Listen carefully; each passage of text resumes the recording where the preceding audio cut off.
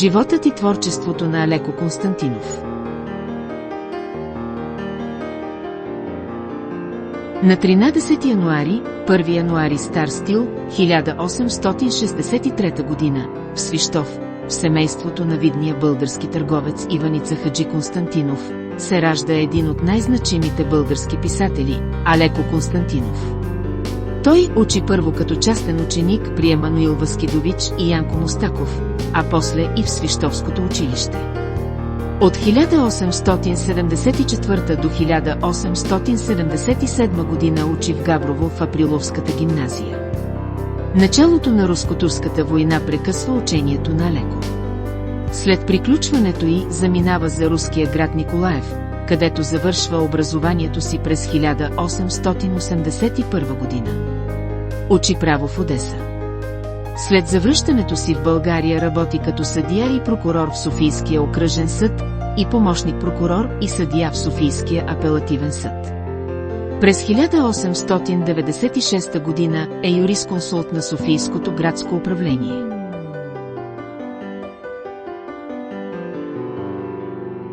До края на живота си, той е адвокат на свободна практика в София и по време на адвокатската си кариера много пъти защитава бедни българи, които не могат да си позволят хонорарите на изявените софийски негови колеги. Алеко се увлича по пътуванията до интересни места, мечтае дори да направи околосветско пътешествие и за това посещава различни части на света. Взема участие в международните изложения в Париж, Прага и Чикаго. По време на пътуванията си търси добрите примери от европейската и американската култура, за да ги приложи у дома. От тези визити авторът черпи идеи и за някои от най-емблематичните си произведения, голяма част от които съдържат критика към типичните балкански черти на българина. Въпреки това, творецът продължава силно да вярва в България и да работи за нея. Алеко Константинов развива активна обществена дейност. Той е училищен настоятел, член на Върховния македонски комитет и на редица други организации като Настоятелството на дружество, Славянска беседа, Българското народообразователно дружество, Комисията за насърчаване на местната индустрия, Дружеството за насърчаване на изкуствата, Музикалното общество и Театралния комитет. По негова инициатива се основава първото туристическо дружество в България. Поставя началото на организирания туризъм с изкачването на Черни връх на 27 август 1894 година. Алеко Константинов не остава безразличен и към политическия живот в страната. Той членува в Демократическата партия на Петко Каравелов, участва в изготвянето на нейната програма, сътрудничи с фейлетони, пътеписи и статии в партийния вестник «Знаме». Първата му зряла творба е пътеписът «До Чикаго и назад», написан през 1893 година. Пътеписът му донася литературна известност и е създаден след пътуването на Алеко Константинов до Новия свят.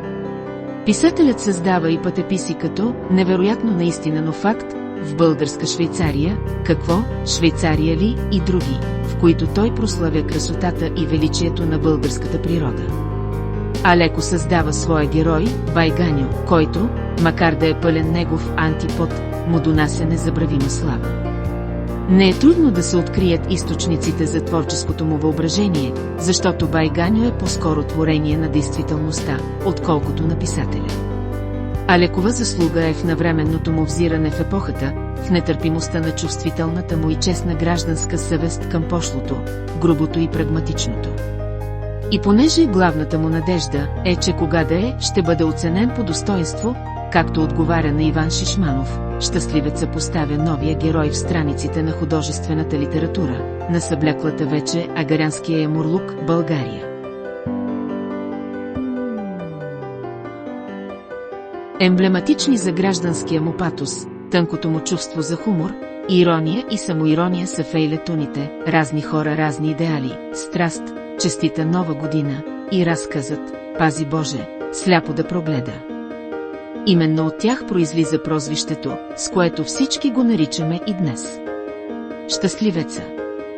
Други негови прозвища са Башибозука, Бейнюнаков, Евстати Хаджибалкански, един от клуба на моралното влияние и великият.